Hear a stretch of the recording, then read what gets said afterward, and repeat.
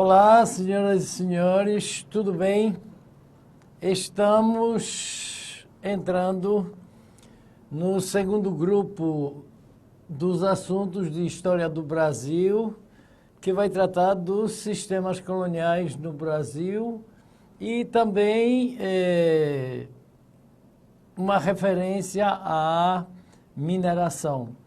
No sistema colonial português, nós temos problema de pacto colonial, características gerais do Brasil, economia açucareira, a sociedade do açúcar, a escravidão no Brasil e, finalmente, a relação da igreja dentro de todo o contexto colonial. Vamos, então, começar. Primeira questão, as características do sistema colonial português. O sistema colonial português, aliás, todo o sistema colonial, inclusive então português, ele é aplicado nas colônias de exploração. Brasil foi uma colônia classicamente de exploração. E nesse contexto, nas colônias de exploração, esse sistema colonial, ele adotava o chamado pacto colonial, que na verdade é uma ironia imposta pelos portugueses, porque não foi nenhum pacto, não foi nenhum acordo. Pelo contrário, foi a imposição. Mas, senhores, na prova, o pacto colonial podem chamar também, como o slide está nos mostrando, de exclusivo colonial ou exclusivo metropolitano. Isso é a mesma coisa. Então, pacto colonial, exclusivo metropolitano, é a mesma coisa. Pode-se utilizar qualquer um desses termos. Agora, para entendermos a princípio, já dá para a gente tirar um raciocínio. Isso quer dizer que a colônia era exclusividade da metrópole.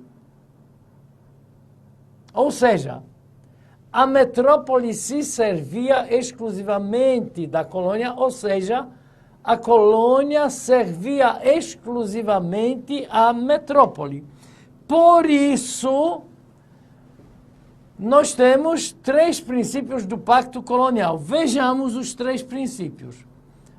Olha o primeiro. A colônia só poderia produzir o que interessava à metrópole.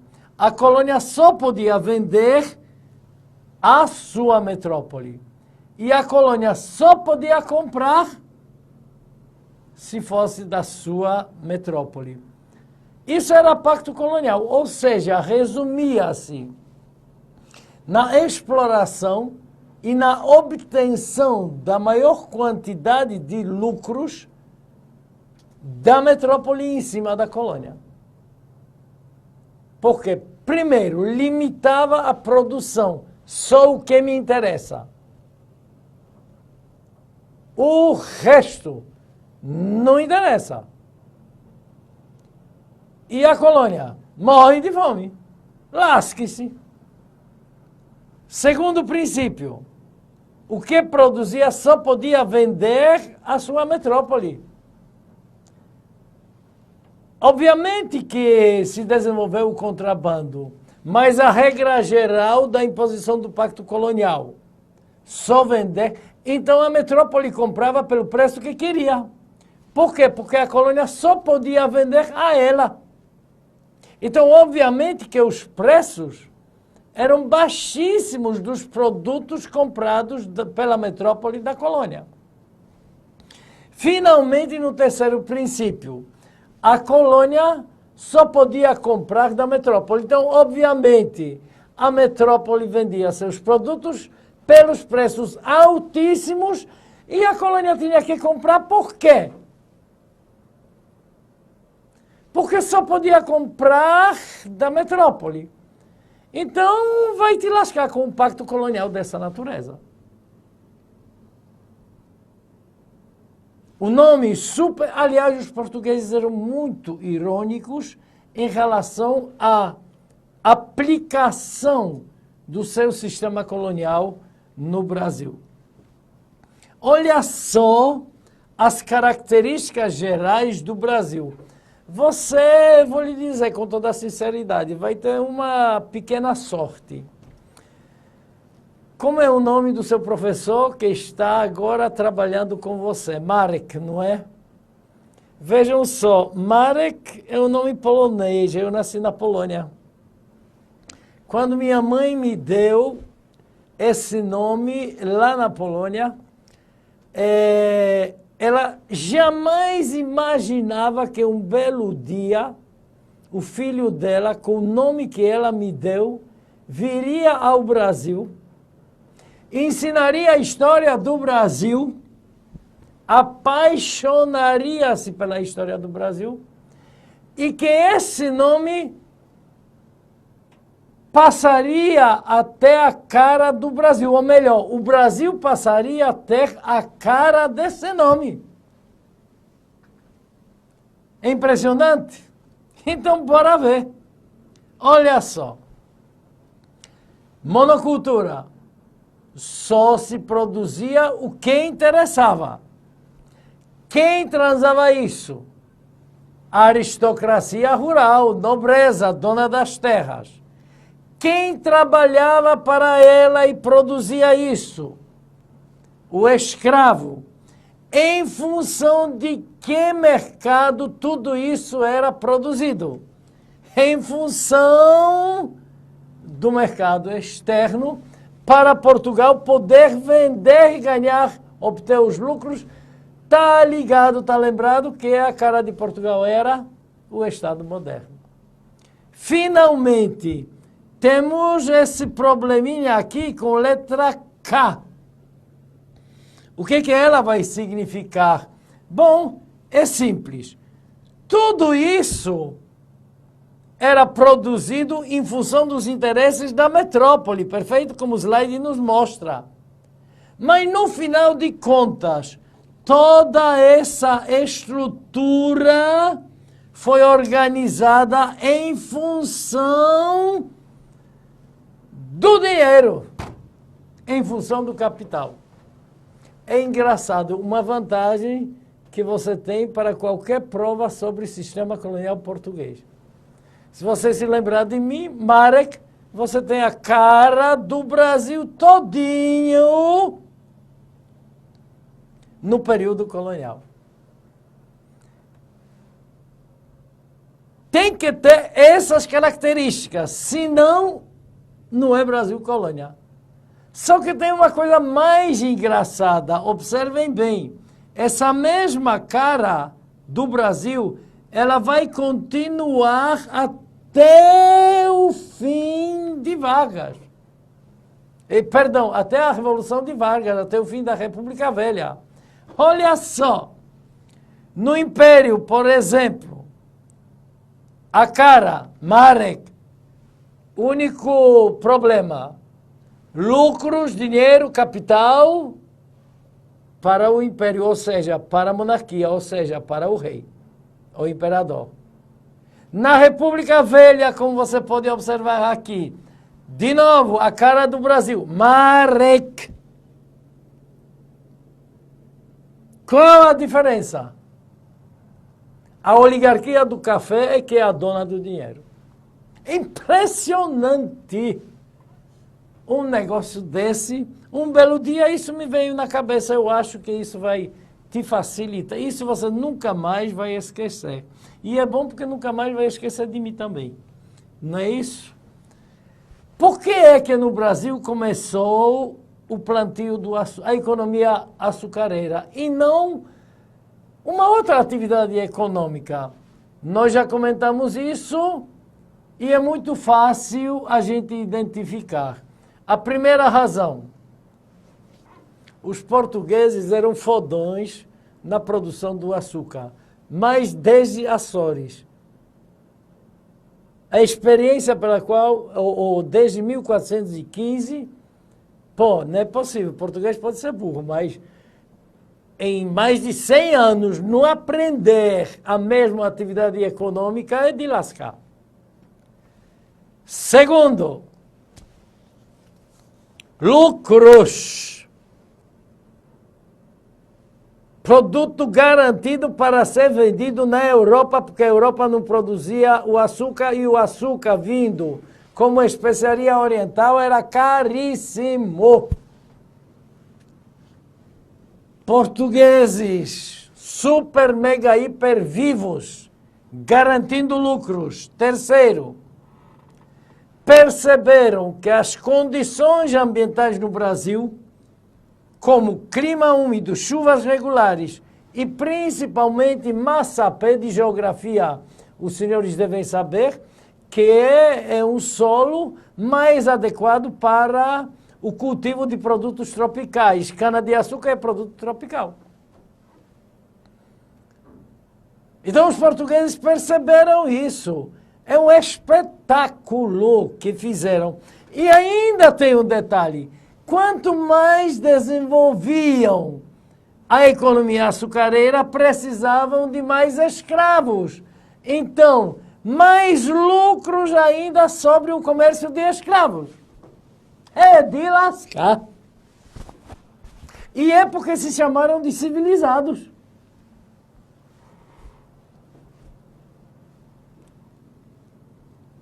E os habitantes das nossas terras não eram civilizados dentro da noção deles, mas viviam muito mais moralmente, honestamente e dentro de todos os contextos, porque viviam de acordo com a natureza. E Portugal não vivia mais de acordo com a natureza. Portugal vivia de acordo com os interesses exclusivos do egoísmo e ganância do indivíduo da sociedade terrível portuguesa. Vamos para o terceiro item. Como se apresentava a economia açucareira? Por exemplo, a distribuição dos lucros. Impressionante! Por exemplo, Brasil ficava só com 5, senhores do engenho, só com 5% de lucros. Meu irmão, vamos parar um pouquinho. Você não precisa nem entender de economia, mas se você tem algum negócio e quer que seu negócio continue existindo, você tem que ter os lucros no mínimo de 30% a 40%. Senão, tua empresa fale. Quanto é que os senhores do engenho ganhavam? 5%, pô, meu irmão! O que isso obrigou os senhores do engenho, senhores portugueses, a fazer? Transar o contrabando. Mais uma terrível, lindíssima herança da porra do sistema colonial português que os senhores portugueses nos deixaram. Mas tem mais coisa. Olha aí, Portugal ganhava 25% e era dono do negócio, meu irmão. E só ganhava 25% de lucro sobre açúcar. Como é que podia? Peraí. E quem é que ganhava, então, o resto? Quem? Flandres, ou depois Holanda. Olha só, 70% dos lucros da produção do açúcar ou da economia açucareira, negócio de Portugal, é que os holandeses ganhavam. Por quê? Primeiro, observem o slide. Em 70% faziam o transporte. Por quê? Porque imbecil rei português acabou com a sua burguesia perseguindo os cristãos novos. Está lembrado? Segundo, quando Portugal veio colonizar o Brasil para instalar a economia açucareira, tinha dinheiro para investir? Não. Mas precisava instalar os engenhos, estou me referindo à maquinaria. E não tinha dinheiro. Mas precisava. Na Europa, quem tinha dinheiro naquele momento histórico? Só a Holanda, ou seja, Flandres. Por quê? Porque Flandres era dono da produção de tecidos, era dono da distribuição das especiarias orientais na Europa, era dono da produção do material náutico na Europa. Então tinha uma burguesia super poderosa, forte e rica. O que é que os portugueses tinham que fazer? Foram para a burguesia solicitar os empréstimos. Qual foi a jogada da burguesia holandesa? Eu te empresto dinheiro, beleza, na instalação dos engenhos. Só que tem um detalhe. Quem vai refinar esta porra sou eu. Os portugueses tinham saída? Não tinham outra opção. Então tinham que se submeter apenas a cultivo, produção do melaço, transporte e refino, e ainda a venda do produto pronto para o consumo estava nas mãos dos holandeses. Eita, negocinho arretado. Peraí. Então os portugueses colonizaram o Brasil lascados. Foi. E ainda lascaram o Brasil. Impressionante. Por isso que eu amo a história do Brasil. Ela é excepcional, só tem ela. Não existe outra, não. Como se apresentava a sociedade do açúcar? Bom, na verdade nós tivemos 3 grupos, observe bem a animação do slide. 3 grupos sociais, mas de uma sociedade completamente estagnada. Nós tínhamos a aristocracia rural, dono do engenho, tínhamos uma pequena parcela de homens livres, até mesmo donos de terras, mas sem engenhos, e nós tínhamos escravos, chamados inclusive por um dos maiores historiadores portugueses de mãos e pés do Senhor. O que isso significa? Que o senhor português não sabia fazer porra nenhuma. Por quê? Ele não sabia nem calçar a bota dele. Por quê? Porque ele nunca calçou. Porque quem calçava? Era o escravo. Vejam que dependência dos senhores do engenho em relação aos escravos. E esse foi o tratamento que os miseráveis portugueses deram aos escravos africanos. Então era uma sociedade, obviamente, sem mobilidade social e vertical. Tá? E essa? Você responde? Vamos pensar. Por que o africano, como mão de obra? Escravo africano como mão de obra. Porque era bonito, feio, magro, por causa de uma única razão.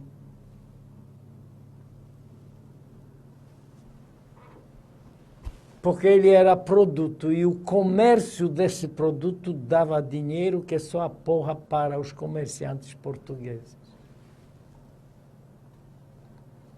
Olha aí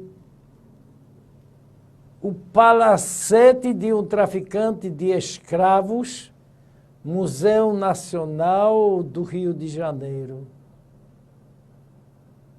que infelizmente se foi, em parte, em grande parte. Aquilo era a casa de um comerciante de escravos. Aquilo era a casinha de um comerciante de escravos. Imaginem, senhores, os lucros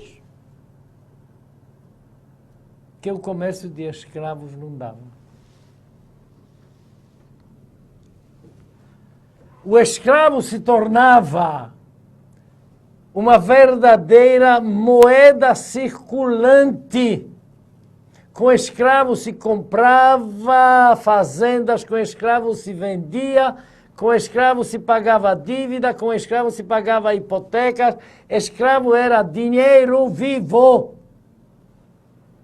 Acabei de te dar o exemplo justamente por causa da coincidência do incêndio terrível. Por isso que desde 1448, Portugal, como Estado absolutista, passou a considerar o comércio de escravos como uma atividade econômica legal, lícita. Por isso, quem era escravo, perdão, quem era escravo não, o que era escravo?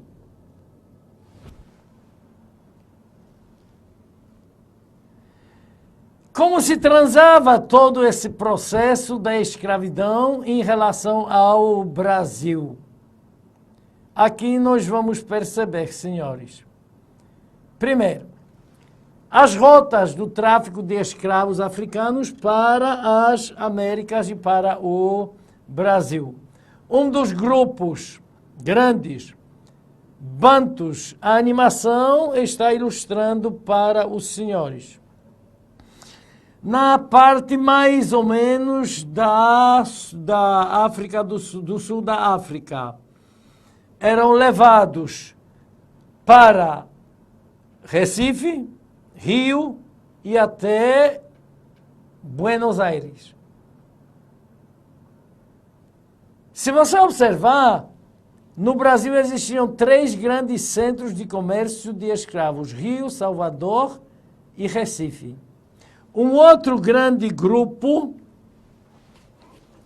na parte mais ou menos central da África, os sudaneses, eram trazidos principalmente para a Bahia, para Salvador, e também eram traficados para a América Central e principalmente as colônias do sul dos atuais Estados Unidos, onde prevalecia a mão de obra escrava. Mas existia um terceiro grupo, espetacular, único que conseguiu fazer uma revolta para organizar uma república independente africana negra no Brasil no período regencial. A revolta dos malês. Não, mas e os quilombos? Calma aí, gente. Quilombos eram locais de refúgio. Não locais de revolta para. A única revolta negra foi a revolta dos malês, que os senhores já estão começando a conhecê-los. Ao norte da África, convertidos ao islamismo desde o século 7 e 8, e nós estamos aqui falando a partir do século 15, para onde eram levados, engraçado, para Salvador. O que era Salvador? Capital. O que era a capital? O maior centro urbano. O que se fazia na capital? Um bocado de atividades urbanas, por exemplo, o comércio. Por exemplo, as construções. Por exemplo, barbeiro. E assim sucessivamente. Acontece que os malês eram africanos muçulmanos que possuíam uma certa instrução. Galera, uma das preocupações dos árabes muçulmanos é a aquisição do conhecimento.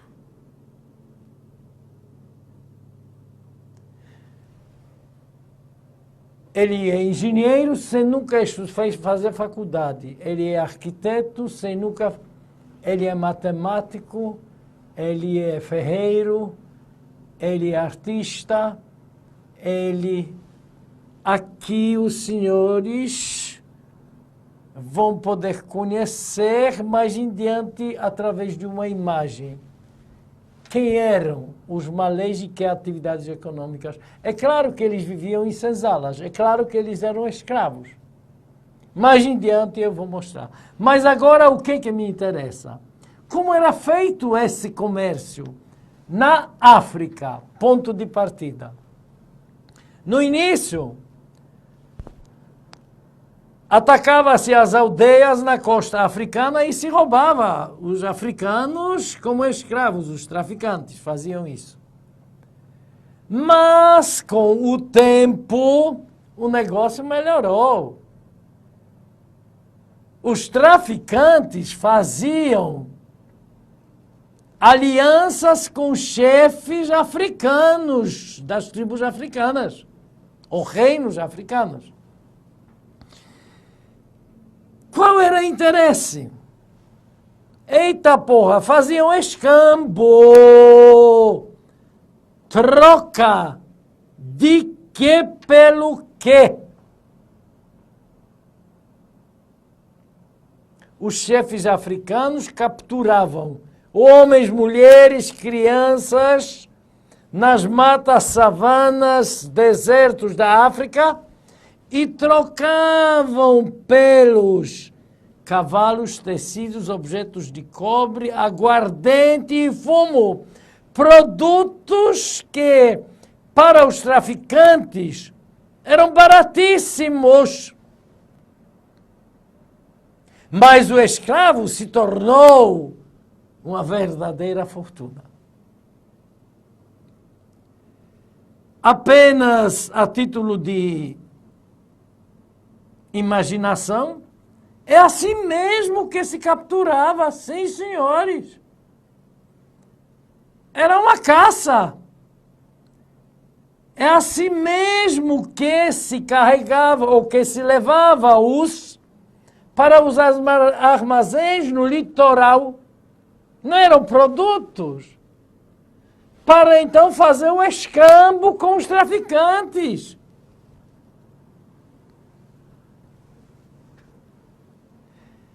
E como se realizava esse comércio de escravos no Brasil? Gente, é uma coisa bem simples. Primeiro, viajavam em tumbeiros, navios especialmente. Os senhores podem ver a imagem que nós temos aqui, como era a estrutura de um tumbeiro. Era produto, então um em cima do outro. Não era a gente. Tumbeiro, obviamente, é uma alusão à tumba, porque muitos nessas condições, obviamente, morriam, mas era prejuízo para quando o escravo morria. Só que tinha outro detalhe. Se morria é porque não prestava para ser vendido, porque era fraco. Então ele não ia ganhar dinheiro. Então era melhor que morresse.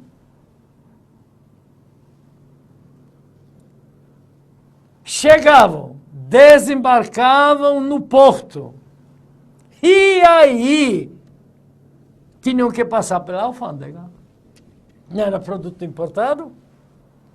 Os fiscais da alfândega ficavam no porto para receber o produto importado.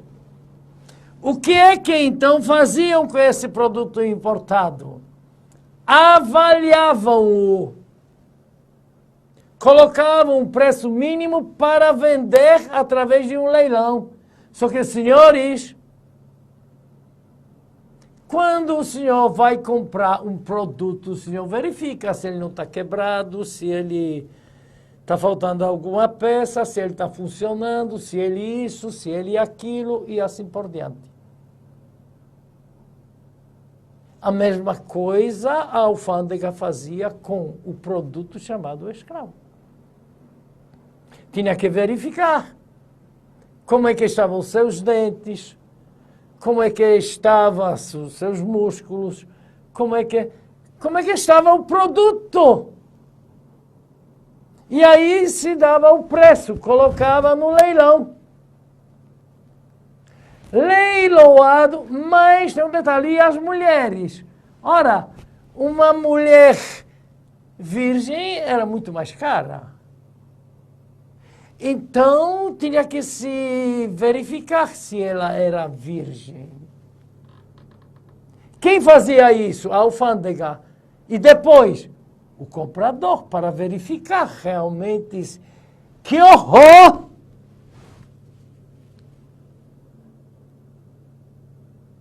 Isso eram os porras portugueses chamados de civilização. Vendido. Ao ser vendido, o dono recebia uma nota fiscal do produto da alfândega, descontando 20% de imposto para a metrópole que autorizava o comércio. Meu irmão, quanto é que os filhos da mãe dos portugueses não ganharam de dinheiro só através dos impostos sobre o comércio de escravos? Ah, quer dizer que o escravo tinha que ter a nota fiscal. Tinha que ter. Se o dono do escravo não tivesse nota fiscal, era contrabandeado. Qual era a multa aplicada pela alfândega? No valor de todos os escravos que ele possuía. Por isso o controle era foda, meu irmão, da alfândega, dos portugueses, da coroa portuguesa. Tudo por quê? Porque era Estado moderno e tinha que ganhar o dinheiro. Finalmente, observem bem como já mudou em 1860 a compra e venda de escravos. As imagens anteriores falam logo desde o início da escravidão. Sugiro para os senhores a leitura do Navio Negreiro de Castro Alves, de Castro Alves, fenomenal, uma obra de arte, uma apoteose da literatura sobre a escravidão. E um filme, Amistade, espetacular, que vai demonstrar toda a estrutura que funcionava em relação a todo o comércio de escravos. Essa imagem nos mostra justamente os malês. Os senhores podem perceber que eram chamados também de negros de ganhos. Por quê? Eles eram minha propriedade, mas eu os alugava para eles exercitavam uma outra atividade. Com isso, eles ganhavam dinheiro. Eu poderia ou não oferecer algum trocado para ele e para a atividade que ele fez. Por isso que eles conheciam muito bem. Finalmente, o último aspecto, relação da igreja. Tá, vamos ver. A igreja em relação ao índio. Índio que se convertia era protegido pela igreja e vivia nas missões. Só que lá ele aprendia a trabalhar, trabalhava, produzia excedente, lucros para a igreja. E o índio que não queria se converter, o que a igreja fazia? Entregava ou vendia para ele ser escravizado. É de lascar, meu irmão. Tudo em nome de Deus. Por quê? Porque ele não servia à igreja. E em relação aos escravos negros, aos africanos. Vejamos então. É simples justificar. Portugal era Estado moderno, existia padroado. A igreja tinha alguma opção de querer defender ou não os escravos africanos? Existia padroado. Se para o Estado escravo era produto, para a igreja o escravo era produto. A igreja não era instrumento do poder do Estado, não era em função do escravo, pois essa era a igreja na época da colonização do Brasil. Senhores, espero que estamos aprendendo e super. Mais uma vez, muito obrigado pela atenção. Sucesso, você vai passar.